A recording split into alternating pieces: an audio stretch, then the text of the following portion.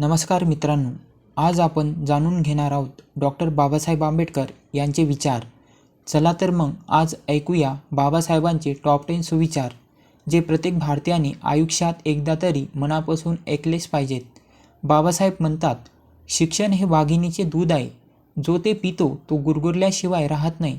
बाबासाहेब सांगतात की शिक्षण माणसाला नोकरी देत नाही, तर अन्यायाविरुद्ध आवाज उठवण्याची हिंमत देते.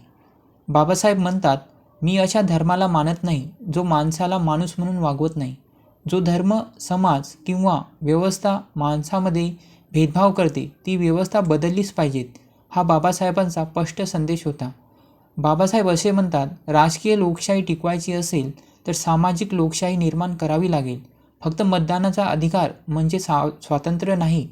जोपर्यंत समाजात समानता, बंधुता आणि न्याय नसेल, तोपर्यंत लोकशाही अपूर्ण आहे. स्वाभिमान गमावून जगण्यापेक्षा संघर्ष करून मरणे केव्हाही चांगले.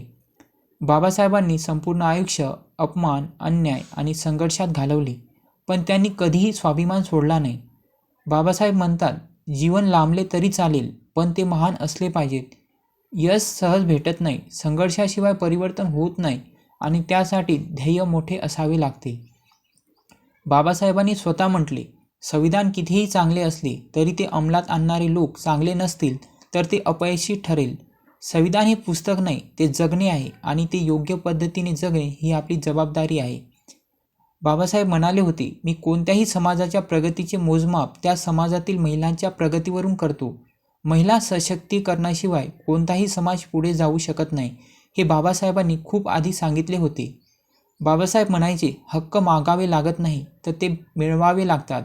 हक्क कोणी देत नाही, ते संघर्षातून मिळतात आणि यासाठी धैर्य हवे. बाबासाहेब सांगायचे, माणूस मोठा त्याच्या जन्माने नसतो, तर त्याच्या कर्तृत्वाने मोठा असतो. जात, धर्म, पैसा यापेक्षा कर्म आणि विचार महत्त्वाचे आहेत. हा बाबासाहेबांचा ठाम विचार होता. बाबासाहेबाचा अंतिम संदेश, शिका, संघटित व्हा आणि संघर्ष करा. हे वाक्य नाही, तर हे बाबासाहेबांचे जीवनसूत्र आहे.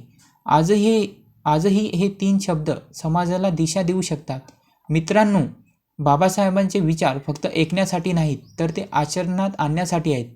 जर हे विचार तुम्हाला प्रेरणादायक वाटले असतील तर हा व्हिडिओ जास्तीत जास्त लोकांपर्यंत पोहोचवा, कारण विचार पसरले तरच परिवर्तन घडते.